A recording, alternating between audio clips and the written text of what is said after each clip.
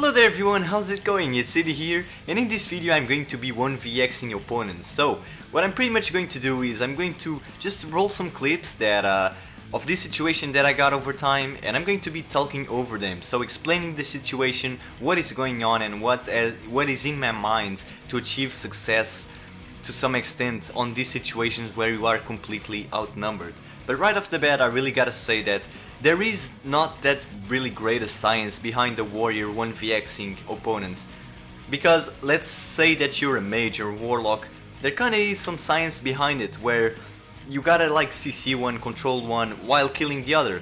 Because you have CC, so if you're a warlock you gotta like pet seduce and throw some fears in one target while killing the other, or sheep if you're a mage. I think you get it. A warrior doesn't have that, so there really isn't that much great science to it. I think the key to warrior to 1vx opponents is really just managing your defensive cooldowns and rotating according to the situation as you need your defensive cooldowns. But of course there's always something that you gotta take into consideration. For example, if one of your opponents is a mage, you have to nail that spell reflect right onto that deep freeze or something like that. So yeah guys, that being said, let's start off the videos. So on this first clip I actually encounter a mage. I'm going to charge right away, he blinks and novas me. So as he novas, I'm actually popping spell reflection to reflect a very awesome deep. So as I know that deep freeze is out of the way, I leap onto him, stopping frostbomb with the shockwave.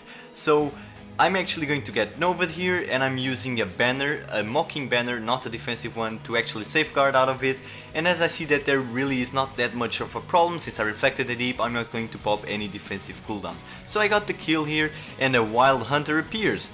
Grateful for me, of course I have a victory rush, and now it's where I'm going to pop my cooldowns to finish off the fight immediately. I disarm him, popping my cooldowns. Now I'm going to pop die by the sword just to prevent a little bit of damage. He's going to deterrence, fake death, but it's not going to be enough on an amazing execute crit. So starting off this clip, you can see that I'm going to finish off a rogue here, granting me a very juicy victory rush.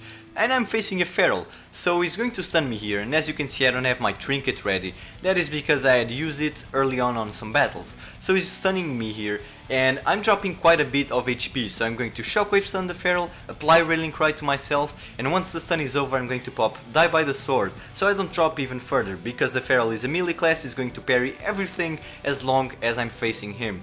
The feral is going to panic here, insta-cloning me, which I'm going to trinket, charge, execute, is dead. Now a Death Knight appears, and what I'm going to do here, I'm going to disarm him, and actually I'm going to shield wall very early. I decided to shield wall because I know that Death Knights have an execute ability called Soul Reaper, and during, facing these classes that have execute abilities, you don't really want to drop that much of HP, or that is pretty much done. So right now I'm just struggling against the necrotic strike, which is going to apply right now, and I need to have those second wind ticks not to pass to the Soul Reaper range. I'm able to do so, and now I'm actually going to stun him and apply a lot of damage right now. This is my turn to attack. So as you can see, I was able to survive and put down opponents due to some good rotations of defensive cooldowns, using them on the right time, and that is pretty much the science of the warrior in my opinion. So I'm just going to charge him and execute him for a pretty good amount. So right now I'm facing a Death Knight when a warrior decides to intervene and help his fellow buddy. So I fear immediately and switch to the warrior because I know that the Death Knight is feared, but the warrior decided to Zerker it. I pop die by the sword very early, and this is because I don't have my offensive cooldowns. So I'm actually going to pop some defensive cooldowns, rotating. As you could see, I pop my demoralizing banner, rotating some defensives while I wait for my offensives so I don't drop. So that is pretty much was the key on this fight. Now I have my offensives, blow up the warrior, very neat, apply a disarm onto this Death Knight, and he's taking very huge crits, dying. So the key here was actually, I didn't have my offensive cooldowns, but I was going to very soon. So I rotated some defensives not to drop while I was waiting for my offensive cooldowns, and then I could blow him up. Very simple. So in this clip I'm starting off encountering a mage, so I charge onto him, which is going to blink right now, novaing me with his pet, throwing me a very fast deep freeze, which I could not reflect. Because I could not reflect, I had to trinket not to take any early damage. He blocks, because of my trinket, and I'm just going to shatter it not to waste that much time. I charge him here and he pretty much has nothing since I had my trinket. He's going to Nova me, trying to actually run away, but this is actually almost over for him. And this is where his warlock friend appears a little bit tad too late, but that's okay. He's going to wall of terror me, which is going to break, and I'm going to fear him, stopping him from getting more damage while I am away. So I immediately disrupting shout this fear, and I actually pop my cooldowns while his pop is defensive cooldowns. I feared, I immediately Zerker it, shockwave him, and he's pretty much going to die on this stun. It doesn't really have that much to do. It tries to All of Terror again, but I'm just charging him and he's going to his death.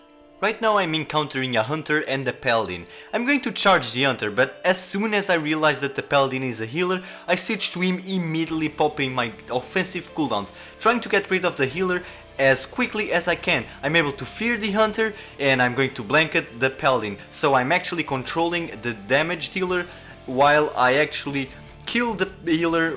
When that's over, I can focus on the hunter right now while I'm at actually full HP. I disarm the hunter for this a little bit of this duration while I'm still even on my cooldowns. He's going to root me here, but I'm just going to pop my banner, safeguarding onto him, breaking the root, and I'm actually able to finish him off really fast. In this final clip, I actually encounter a mage and a warlock, and I decide to go for the warlock because I believe it is the one who can control me the most.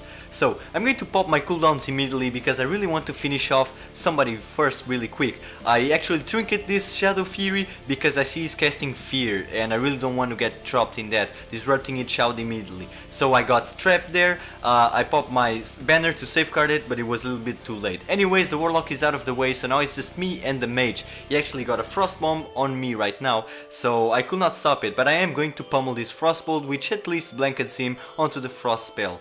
So I fear him to get a little bit of distance, charge him back to just to apply a little bit more of damage. He's going to blink away, I leap onto him, and he's actually right now going to invisibility, fleeing away, and I never really saw it again. So yeah guys, this was it. I really do hope you guys enjoyed this video. I really hope it helped. I really hope that at least to some extent you guys could clear some things out. I know that these clips were not really that special, some of my opponents were undergeared, but heck, that's Battlegrounds, that is Battleground footage, so yeah guys.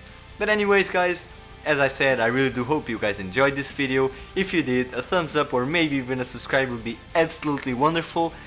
Thank you so much for all the support that I've been given already, and you guys have been truly amazing these days. You guys are really making me a really happy dude. So yeah guys, that being said, thank you so much guys. See you next